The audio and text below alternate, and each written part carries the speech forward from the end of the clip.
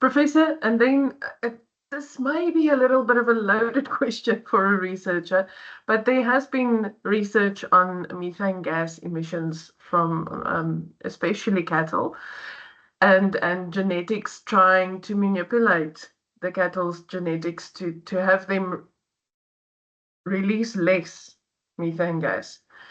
What are your opinions about that, and what do you think in terms of cattle and climate change? Do they contribute that much as is being said out there?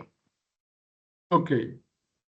Yeah, look, when it comes to these issues, I must say this from the get-go. One needs to rely on evidence and correct information, because there's a lot of incorrect information, opinions out there. And that's why we are in this business. That's why I like what I do, because we generate that evidence, right?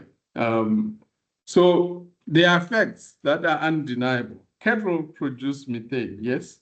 Methane is a greenhouse gas, which causes climate change. Those are facts. You can go anywhere and you cannot deny that. But then cattle are part of the economy. We eat a lot of us eat meat. It's animal protein is the most valuable. Is more valuable than plant protein. That's a fact. So cattle, sheep, goats, ruminants, which produce a lot of methane, also produce meat, right? So you need, the important thing is to balance now. I don't think the solution is to say, stop eating meat. I don't think you solve the problem of methane, because I think you still have cattle roaming. There are other ruminants that are out there anyway, that are wild, for example, also producing methane. Also, you must think of how are we producing the meat? If we're going to cut down the trees in the Amazon or in our African rainforests, those are carbon sinks. We're going to contribute to climate change. So if we cut down those trees, we are removing the carbon sinks. At the same time, we are also changing that environment. Then we grow crops, then we take those crops, and then we feed to the animals. That doesn't also sit very well. So one has to look. But cattle eat grass. I mean, they eat grass. They can be raised on grass. You can, and again, this is a fact. You can raise cattle on grass and produce meat, right? And feed people.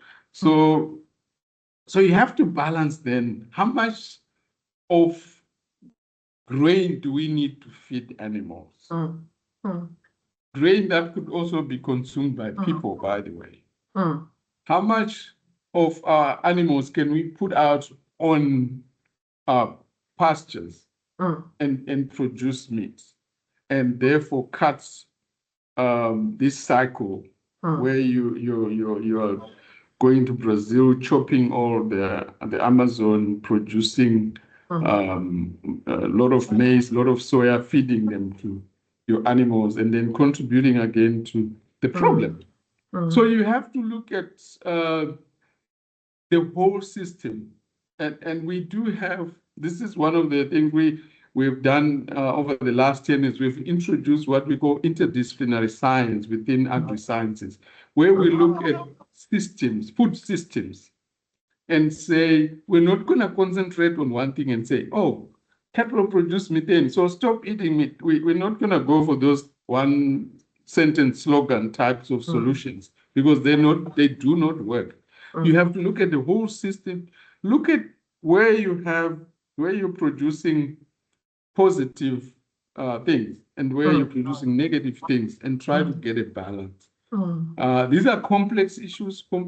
Complex issues have no solutions. That's how they are defined.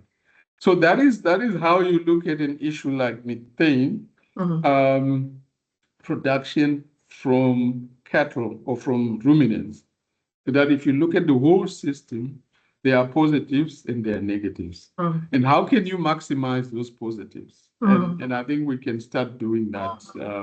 And our students love that because the young people love interrogating systems in that fashion. And I really enjoy teaching that course because now they suddenly see the world the way it is, not confined to the disciplines that we are teaching them when they start out. So that is really the way we're dealing with it, looking at it as a complex problem and then unpacking it, and then trying to make sure that you accentuate the positives over the negatives. Professor, thank you so much for your time. We really appreciate it. And have a great day. We're looking forward to see the results coming from the department under your very capable hands. Thank you so much.